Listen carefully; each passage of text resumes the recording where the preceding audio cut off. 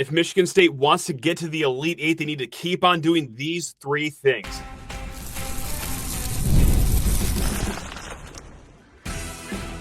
You are Locked On Spartans, your daily podcast on the Michigan State Spartans, part of the Locked On Podcast Network, your team every day.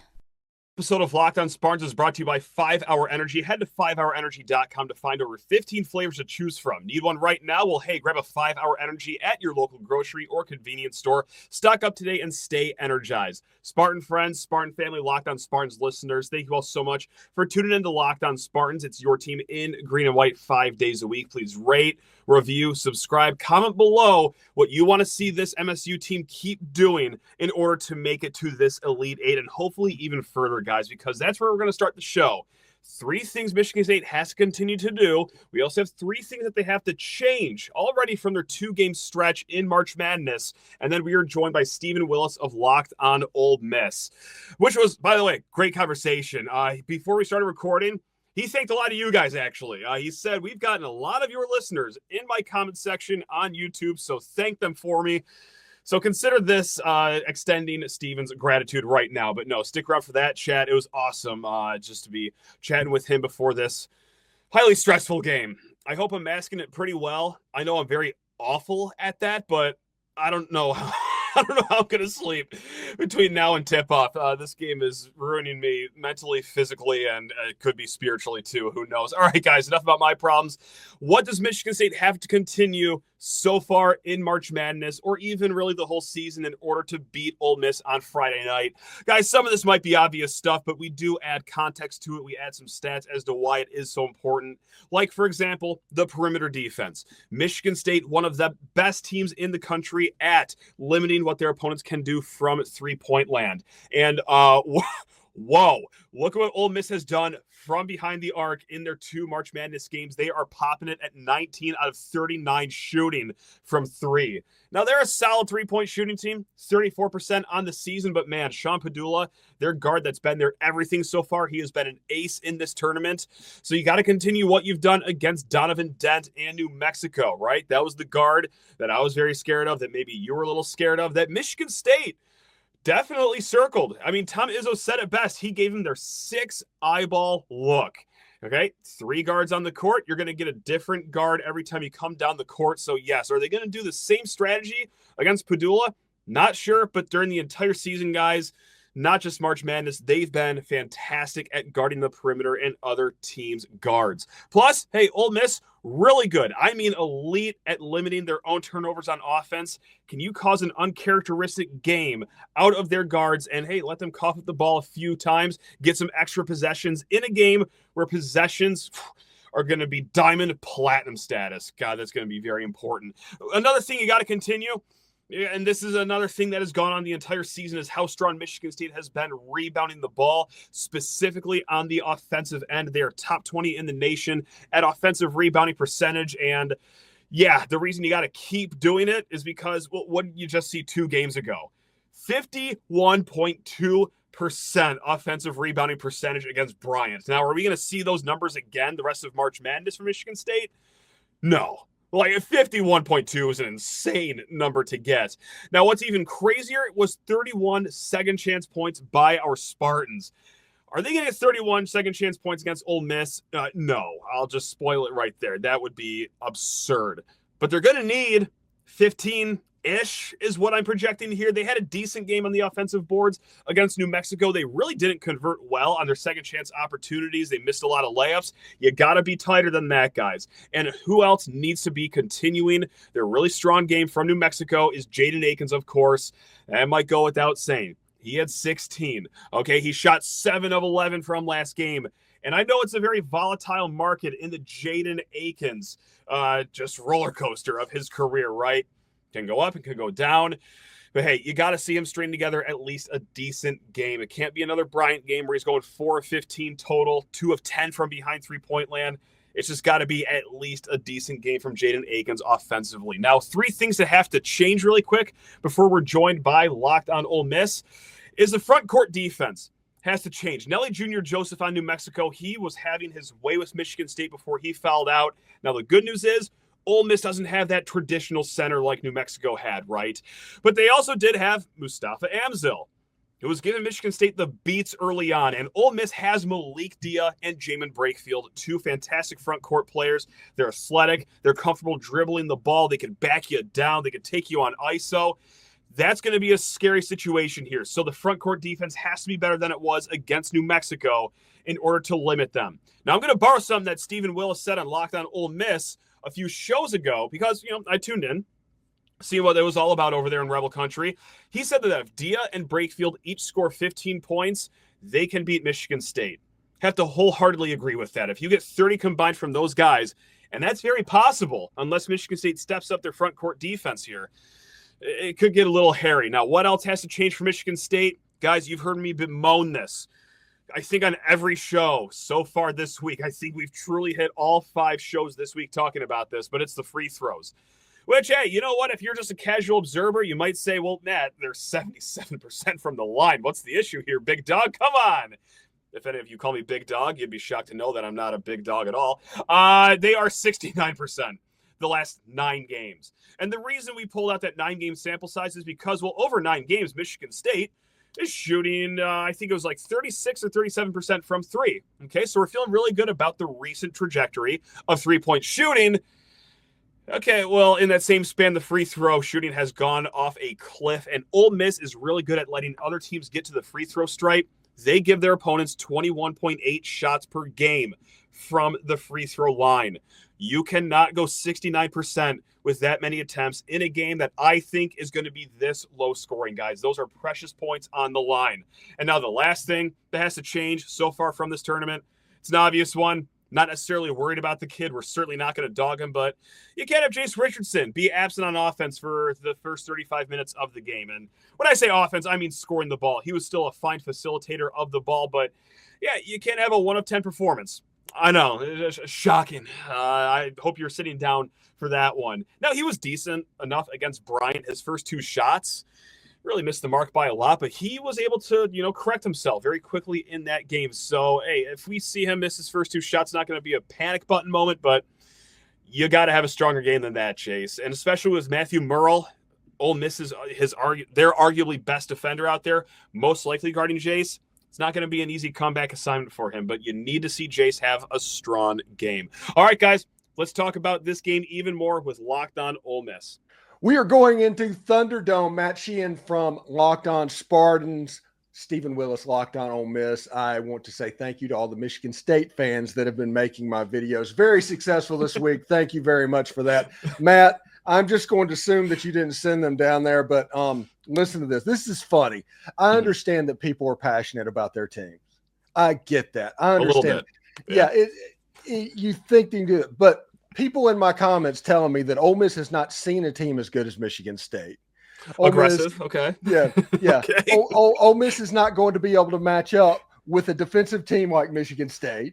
Okay. Ole Miss is not going to be able to handle the depth of Michigan State. And I was like, are you aware that Ole Miss beat Alabama, Kentucky, Tennessee, Arkansas twice, and BYU? I mean, are you guys sure that you understand what's going on here? Mm-hmm. There's 2 paths you could have to March Madness fandom. It is just being so blindly defiant and confident in your team that you will convince yourself that they can beat the Golden State Warriors, or you could just constantly live in a state of worry and anxiety, and that's the road that I travel down, Steven. It's not the healthiest road, but that's where I'm at right now because, well, it's awesome being a Michigan State fan. We've been doing this tournament for 27 straight years, but you also see some SHI believe in 27 years in the tournament. You know that nothing is a given. And while there is reason for Michigan State to be confident in this game, of course, yes, we do have a really strong defense. Stronger than any in the SEC. I'm just going to go ahead and just stop. Just a little short of that. Are we a deep team? Absolutely. Are we as deep as an Auburn team? I don't know about that.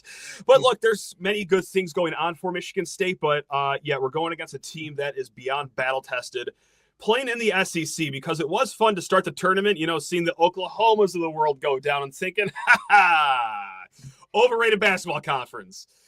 And then shucks, here you guys are with a really good showing in the Sweet 16. It turns out that, no, you guys were actually a good conference all along. So it's been a good Michigan State team.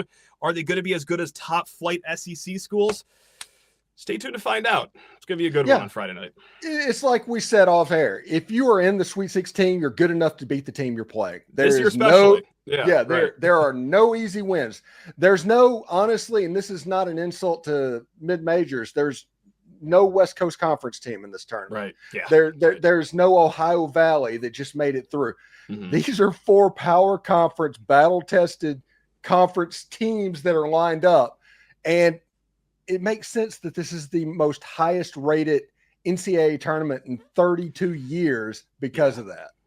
I don't know if I want it every single year where you don't get like a St. Peter story or a Fairleigh Dickinson story or anything like that. But every once in a while, just having heavyweights only make it to the Sweet 16, it makes for great basketball. Because usually in, tournaments past, okay, you want to see some first round upsets, but by the time the second weekend rolls around, no disrespect to all the mid-major schools out there, but I'm all set seeing like, what would it be, like a 13 seed play, I don't know what it would be, like a 2 seed, something like that. I'm all good. Like, this is going to be just banger after banger after banger of basketball games on Thursday, Friday, Saturday, and Sunday, which is like what we want in life. We just want to be entertained with high-level hoops, and this is what we're going to get, especially out of our 2 teams, Steven. It's nice. Yeah, it should be funny. It's like I told somebody today, it's like, hey, we play apparently high-level basketball now, so that's cool. We're a basketball school. I know. Yeah, seriously. This is like our, 12th NCAA tournament game. Wow. In basketball history. Yeah. Sure. And this is the second time only that Ole Miss has ever made it to the Sweet 16, which is our longest run ever. Man. So what we have here is a blue blood, because Michigan State is a blue blood. We've all seen the YouTube videos of Magic Johnson and all of that going all the way through Mateen Cleaves. We all seen that. Whenever you try to find Ole Miss basketball videos on YouTube, a little bit of a different story. That's Bryce Drew and not much else. Right. It's a good callback right there. No, but I mean, when you get Chris Beard as a coach, he could make me and my 4 closest friends that are all below 6 feet tall a really competitive basketball team. And when you guys have experienced older players like you do down at Ole Miss, well, of course, showing up to the Sweet 16, not that big of a surprise. It's actually one of the few Sweet 16 teams that I got correct on my brackets. So I went about 4 of 16, but yeah, got the Rebels in mind. So thanks, Chris Beard, for that. Appreciate that. Yeah, and immediately after the game, when Tom Izzo was basically informed of who he was going to play, his instinct, his reaction immediate when he found out that he was playing Chris Beard was not happy. It was PTSD a little bit from 2019. Yeah, the Final Four against Texas Tech. And it's funny. I don't know if the coaching staff feels this way. I don't know if other fans feel this way. But to me, that game feels like it happened 2 seasons ago, not 6. So this is still fresh in the mind of all of us State fans. And obviously, just like I said, and just like we've all seen the last few weeks here, Chris Beard still just a fine coach in the game of basketball. Hey, thanks again for tuning in to this crossover episode of Locked On Spartans and Locked On Ole Miss. I'm Stephen Willis. He's Matt Sheehan. When we come back, we're going to start getting into the nuts and bolts of this matchup and start talking about what is going to happen Friday night. Stick around. Just like Nissan, we are all about the stats on this show because numbers don't lie. And when it comes to the all-new Nissan Armada Pro 4X, the numbers are on an MVP level. With the ability to tow up to 8,500 pounds, it can quite literally carry the whole team plus the gear wherever you go. It's powered by a twin-turbo V6 engine, delivering the strength and performance to handle highways, back roads, and everything in between. And with room for up to 8 people, the Armada Pro 4X is built for big crews, big adventures, and even bigger memories. Whether you're exploring the off-road trails or you're rolling up to the arena, the Armada Pro 4X brings the power, versatility, and style wherever you go. Take your adventures to new heights in the all-new Nissan Armada Pro 4X. Learn more at nissanusa.com. Guys, you also want to get in on all the action. FanDuel. It's FanDuel. It's America's #1 sportsbook. You should already know this by now, but if you don't, let me educate you why. March Madness is here, and FanDuel is giving you the chance to get in on the action like never before, especially for you new customers out there. You can get $200 in bonus bets when your first $5 bet wins. That's $200 extra bucks to use on everything from buzzer beaters, Cinderella stories, and even who's cutting down the nets.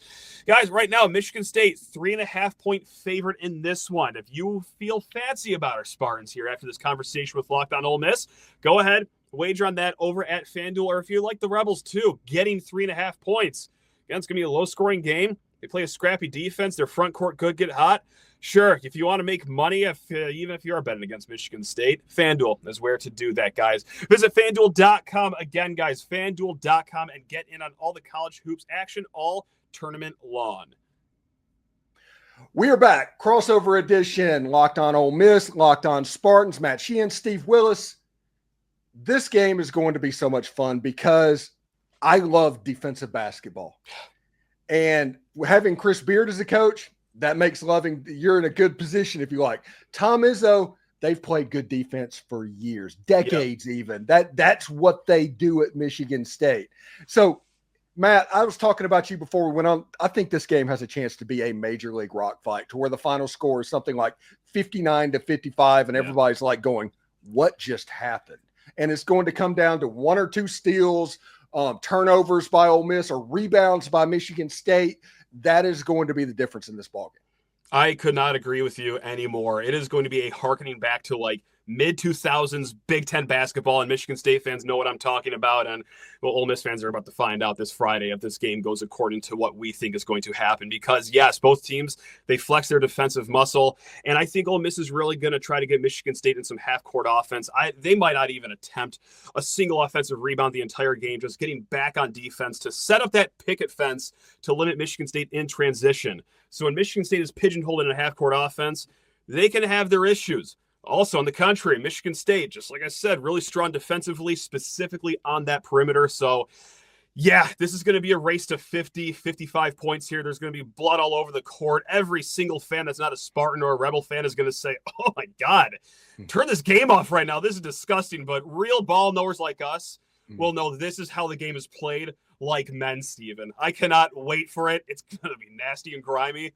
Oh, man, bring me back to those days. Oh, it's going to be amazing. Absolutely amazing. I can't wait. And this is the advantage that I think Ole Miss has in this game, okay? This is the singular advantage.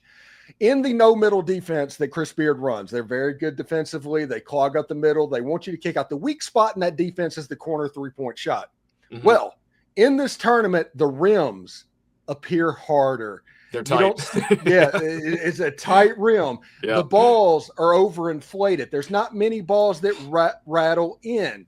Yeah. That's an advantage, Chris Beard, and another reason I think this is going to be a rock fight.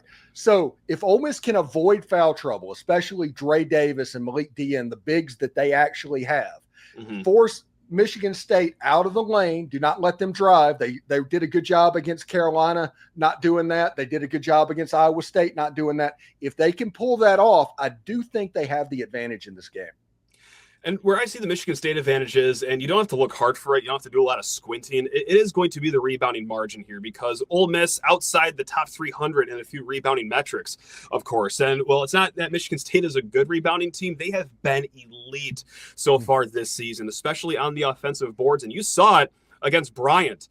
I'm not going to say that we would have, lost that game should they not have gotten so many second chance points, but that is what really extended their lead in that game and made it a comfortable last 10 minutes of that stretch. And this is hardly the only time they've done that so far this season like I said, the half-court offense, there are moments where it could be a little more desirable than what you're seeing. But what really helps is when you get 2 or 3 cracks at the hoop. And Michigan State is just an incredible offensive rebounding team. So that's where Michigan State easily sees an advantage there, just because, again, it's top 5 rebounding team versus a team outside the top 300. But again, weird things happen in March. We'll see if anything changes, but just right on the paper and with your eyeballs, that's where I see the advantage for Michigan State. Yes. Ole Miss needs to keep the rebounding. They need to lose by 10 or less in the game. That's fair. Yeah. If they can lose, they lose by 10 or less, they can turn you over enough to get the possessions back. Yep. In the games against Florida, in the game that they got blown out at Auburn, it was like a 25 rebound disparity. It was a mauling. They got beat by Mississippi State. They got mauled on the boards by 20 rebounds.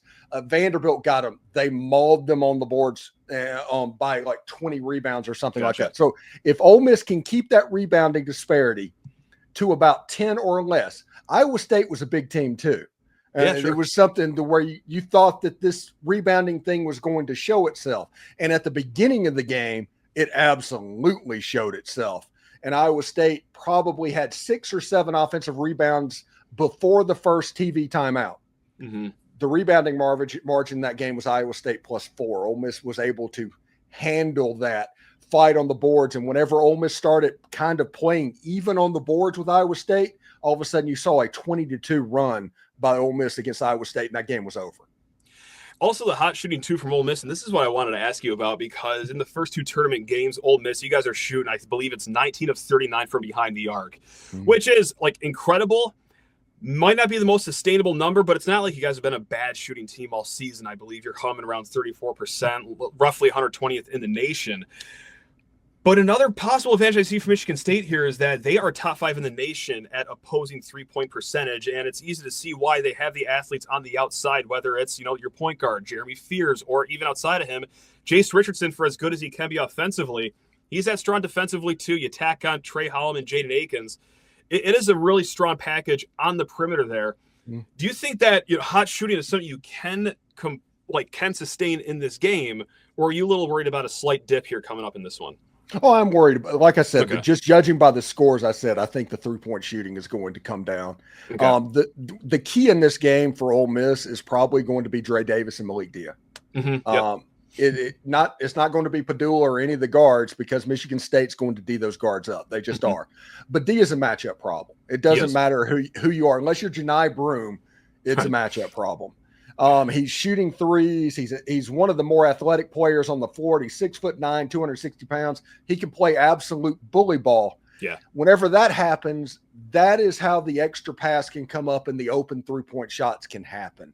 They need to force Michigan State to help. If you can do that, find the open person, hit the open shots. They did not hit the open shots in the SEC tournament. That was the difference there. That probably cost them the Auburn game, not making three-point shots in that game. But if they can do that, they're going to be in good shape. A lot of people don't realize about this Ole Miss team. They're like, oh, they've lost 3 games over the last month or so. Those 3 games are 2 games to Auburn and 1 to Florida. Not bad. That's those 3 games. Everybody else they've beaten. So I think it's going to be a war. And the teams that have been on the 2-seed line and below, I think Ole Miss is 2-0 against those teams on the 2-seed line. They're 1-0 on the 3-seed line. It's the ones that they had problems with this year. Auburn and Florida really kind of chewed them up. And like I said, Michigan State has the athleticism to do a rebounding number on this Ole Miss team. They absolutely do. No, not a single person will be surprised if Michigan State wins this game, but not a single person should be surprised if Ole Miss wins this game either. Completely fair. Yeah, and I'm glad you brought up Malik Dia too. And also I want to rope in Jamin Brakefield, because those are 2 guys that I'm losing sleep over this week, because it's funny. Like, we are athletically gifted enough to be a really strong rebounding team, but also at the same time in the front court, like, you see Malik Dia. He, for his size, is incredibly comfortable putting the ball on the deck. He can play that booty ball, that bully ball, whatever you want to call it. And that's going to lead to kickouts or ISO scoring opportunities. I truly wonder who Michigan State can throw on him. Carson Cooper might be the best option, but if he gets into foul trouble, or if it's just not working, are we just going to watch the Malik Dia show, just go for 20 points and then just pray that, hey, that's not going to be enough in the second half? And then we'll also, right next to him, his potential running mate, Jamin Brakefield, our starting 4 guy, Jackson Kohler, fine rebounder, solid on offense. A little bit laterally, just not there defensively. So that'll be a big game for Cohen Carr. Hopefully he can limit what Brakefield can do defensively. But yeah, I feel fine with the guard-on-guard defense. I mean, that's not to say Sean Padula isn't white hot in these 2 tournament games, but it's those 2 guys down low in the front court that I'm just, my sleep hours are dwindling over here seeing on that matchup, Steven. Yeah, and Chris Beard, everybody knows Chris Beard's an elite coach. And one of the ways that he proved he was an elite coach, the Tennessee Ole Miss game was kind of back and forth, a very defensive rock fight. Tennessee hit some shots. In the second half, Chris Beard just said, forget about it. Gave the ball to Jamin Brakefield on the Tennessee big, cleared out, and said, go one-on-one. And Jamin Brakefield went to 19 points in the second half. Ole Miss ended up winning the game. There we go. So that is something that seems like it would be worrisome. But the key in this game, in my opinion, honestly, is Matthew Burrell. Matthew Burrell, he guards the best player on the other team. He no matter who they played in the SEC, he was the guy guarding. He's 6'4", 6'5". But when offense matches his defense, whenever he has a game on shooting the ball, this offense almost becomes unstoppable. You have Iowa State, who's one of the better defensive squads in the entire country. They had no answer for Ole Miss in that game. And a lot of that was the fact that Matthew Burrell just provided another option to where there was nowhere you could help from. And it became a complete one-on-one game, and Ole Miss has the athletes to where they can take advantage of that situation. Sure. Oh, man, I'm just ready to get this game over with. Quite frankly, I just need to see that the ball actually be tipped in the air, and let's just speed run to the final horn. I hate this waiting game that we're on, Steven. It should be nuts. Anyway, thanks again for watching this crossover for Locked On Spartans and Locked On Ole Miss. Stephen Willis, Matt Sheehan. When we come back, we will get into how we see our team winning and our score predictions for the game. Stick around. 5 Hour Energy has been my MVP so far this March Madness. And look, hey, we actually have an quote-unquote earlier game, right? We're not going to be staying up till 1 a.m. watching our Michigan State Spartans play like we did the first round. This could be an easy game to get to, but where 5 Hour Energy is going to come into play here, that's going to be a long Saturday. Especially, hey, if Michigan State wins, we'll be buzzing into the wee hours of the night. And if you got to wake up, and you got to be a family person, you actually have responsibilities, or even if you don't and you just want to have a fun Saturday, get yourself out of bed, get yourself off the couch, get yourself over the hump with 5 Hour Energy. The best part of 5 Hour Energy, you can actually go a few ways with this. The taste is great, but how about the convenience? Guys, whenever I'm at the game or I'm traveling or on the golf course, 5 Hour Energy is easy to grab and it keeps me feeling refreshed. Head to 5hourenergy.com and find over 15 flavors to choose from, including watermelon, blue raspberry, peach mango, even more, guys. You can build your own 12-pack or 24-pack delivered straight to your door. Again, they are all about convenience there. You need one right now. Grab a 5 Hour Energy shot at your local grocery or convenience store. They are everywhere. Stock up today and stay energized with 5 Hour Energy. Welcome back. Crossover edition of Locked On Ole Miss, Locked On Spartans. Matt Sheehan, Stephen Willis. This game is the lowest odds game of all the Sweet 16 matchups. Michigan State right now on FanDuel is favored by 3.5 points. But coincidentally, Matt, I don't know if you know this, Ole Miss is getting the least bets of any team in the Sweet 16. I just saw it before we started recording. That's and that makes me think it's kind of a sucker bet. They're trying to bait people. Yeah. And in that, you see that happen a lot in football. There's always that one game that happens is like, okay, 90% of the money is on Texas, but they're going with Kansas State. And it's because Vegas knows something. So that makes me feel a little bit better. Mm-hmm. And I do think this game, and Ole Miss can win this game very simply by turning this game into a true rock fight. Yep. Don't get into unnecessary foul trouble. Make this a half-court game. Make this a slow game, and don't give up transition. Luckily for Ole Miss, they kind of had a dry run and not giving up transition against North Carolina. They had that mindset already that worked. And in the second half, they were able to get a little transition, and that's how they were able to cut into that lead. But I think if you can make this a rock fight, play half-court offense, and attack the basket, do not fall in love with the three-point shot. Try and get foul trouble on their bigs to kind of eliminate that rebounding advantage as much as you can. If you do that, you're going to be in good shape, because if you look at it, Michigan State's favored by 3.5 points. That's roughly a possession. Yep. And I think this game has that chance to be the game of the weekend. Oh, I certainly do. It very well could be. Again, you have to like a certain genre of basketball. Like if you're looking for 89 to 90 game, you're going to have to tune into literally any other game this weekend. But for Michigan State to win this game, I do want to bring something that we haven't mentioned on this episode yet, and that is the free throw shooting for Michigan State, both good and bad. The good for us Spartans over here is that, well, Ole Miss fouls a ton. I think it's 21.8 free throw attempts for their opponents per game. That's up there. That's a lot. Okay, that's the good part. And you might say that, oh, well, man, I see that Michigan State's really good at shooting free throws. They're shooting it at 77.6%. What could you be worried about? Well, let me tell you, Steven. Let me tell you, Ole Miss fans. Let me tell you, my Spartan fans here. In the last 9 games, if you just take that sample size, 69% from the free throw stripe. At one point, we were at 80%. We were top 5 in the nation. But they started to come down from that number. And every game, you're just waiting for them to snap out of that. And every game, they're not snapping out of that. So they need to rally. They need to be who they were in the first few months of the season from the free throw stripe, because if we're going to get a lot of trips to the line here, which Michigan State showed they could do that in their last game against New Mexico and other parts of the season, make it count by making your free throws. I know it's ridiculous to boil it down to something that elementary, but with a game that could very well be in the 50s or the 60s, yeah, those 1 point at a time shots are going to come in handy here. So Michigan State, please just make your free throws. My God, don't make me throw my beer glass at the television today. Them hard rims and overinflated basketballs also come into. It's the basketballs that kill me. Oh God, who had the dunk attempt where the ball careened off the back of the iron so hard it almost went in the other hoop earlier in the tournament? Like, that's when I knew that these basketballs are pumped up to 80 PSI right now. What is going on with these things? So I fully buy into that conspiracy that something is up with the basketballs here. I think it's been happening last few tournaments, actually. But yeah, it's going to be tough. And also one other thing, too, I was thinking about earlier today is that, well, Michigan State has had a really nice streak. I think they've won 10 of their last 11 or whatever it is. Not a lot of these games are close at the finish line, Steven. Okay, like the one close game we had down the stretch, Wisconsin. Okay, that went to the Badgers. They won that game. We also had a really close game against Maryland. Won that game. Took a 60-foot shot from Trey Holloman at the buzzer to win that game, but it got a little sketchy there during closing time here.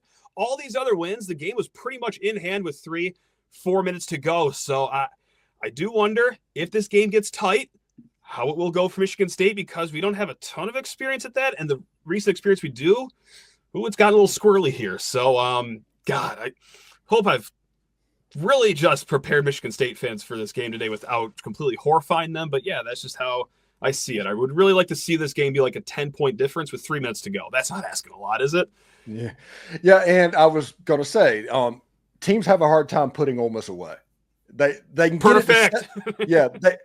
You can get it to 7.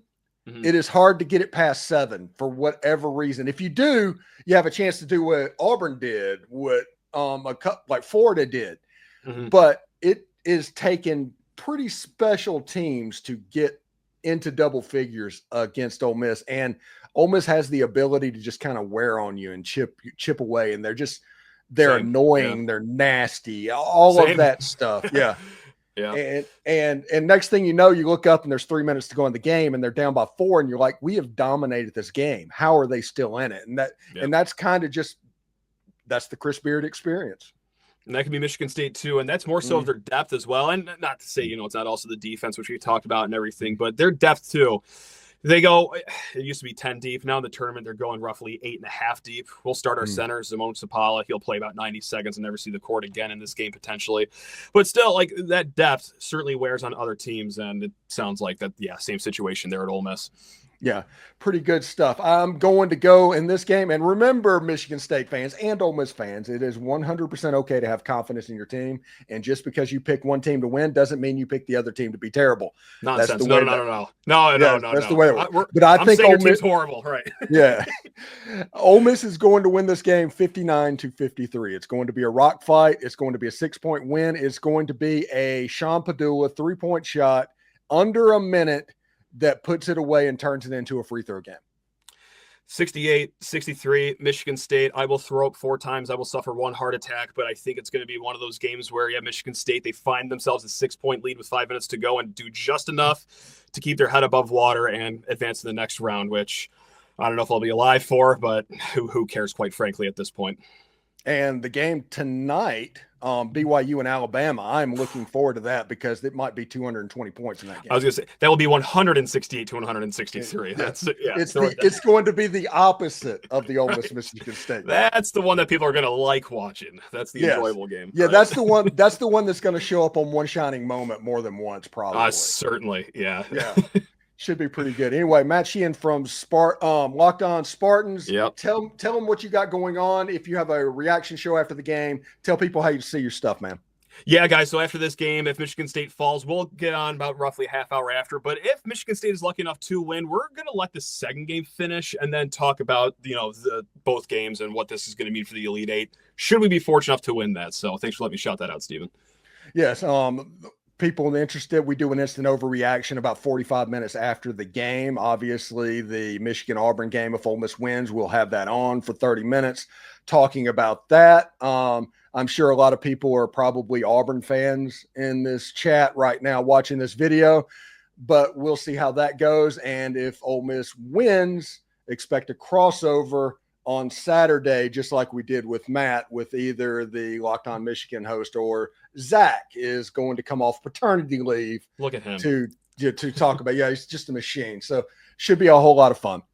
Excellent, man. Hey, you know what? Best of luck, guys. If you guys win, best of luck the rest of the way. But hoping that it's a sad Friday night, just for 2 hours for you guys. I really like you, Steven, and I do like Ole Miss. You guys are a really fun team to watch in the fall. I've won a lot of money gambling on you guys. But God, I just really hope outside the 2 hours on Friday, you guys really enjoy the rest of your weekend, your lives. Yeah, same thing to you, buddy. And take care, and we'll talk to you later, man. You got it.